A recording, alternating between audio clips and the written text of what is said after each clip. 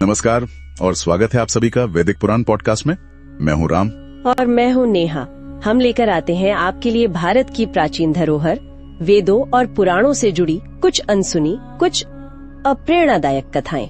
हर बार की तरह हम मिलकर एक यात्रा करते हैं उन कहानियों की जिन्होंने हमारी संस्कृति, हमारे दर्शन की नींव रखी है। और आज हम फिर से एक और पौराणिक विषय लेकर आए हैं। ये न सिर्फ रोचक है बल्कि इसमें काफी गहराई भी है।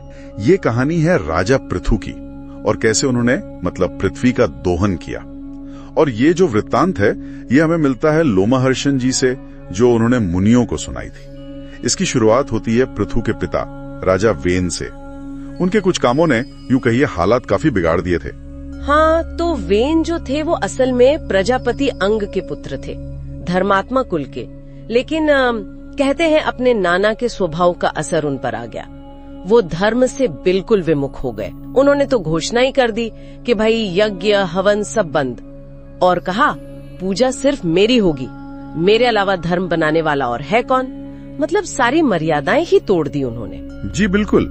यहाँ आप शासक के अहंकार की पराकाष्ठा देख सकते हैं। जब सत्ता का नशा सिर चढ़ता है तो कई बार व्यक्ति खुद को ही ईश्वर समझने लगता है। मरीचि जैसे जो महर्षि थे, उन्होंने और बाकियों ने भी उन्हें समझाने की बहुत कोशिश की, पर वेन कहाँ मानने वाले थे।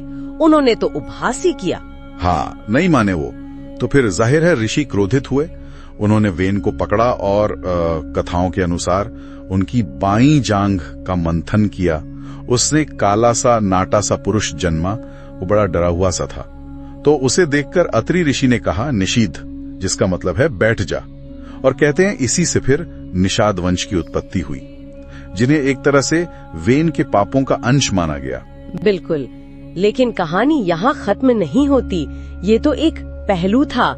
इसके बाद फिर उन महात्माओं ने वेन की दाहिनी भुजा का मंथन किया और उससे अग्नि के समान तेजस्वी, मतलब एकदम देदीप्यमान पृथु प्रकट हुए।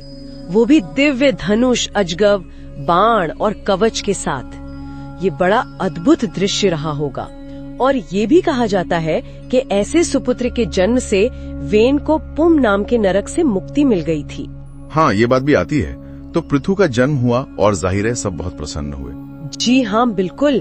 स्वयं ब्रह्मा जी और सभी देवताओं ने आकर पृथु का राज्याभिषेक किया। और सबसे महत्वपूर्ण बात यह है, जैसा आपने शुरू में कहा, जहाँ उनके पिता वेन ने प्रजा को बहुत दुख दिया था, रुलाया था, वहीं पृथु ने सबका मन मोह लिया, सबका रंजन किया। इसीलिए वो राजा कहलाए। रंजयति इति राजा।